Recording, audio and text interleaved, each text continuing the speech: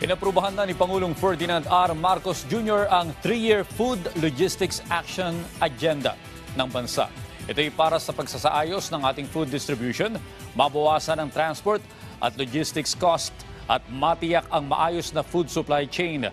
Ang pagbuo ng Food Logistics Agenda ay kabilang sa mga ipinag-utos ng Pangulo noong ikalawang cabinet meeting, Setyembre ng nakaraang taon.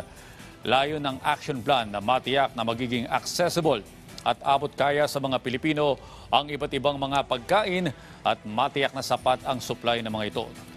Layon dito nitong mapaigting ang mga hakbang laban sa hoarding, smuggling, overstaying ng food imports, gayon din ang pagmamonitor sa mga cold storage facilities sa tulong na din ng teknolohiya.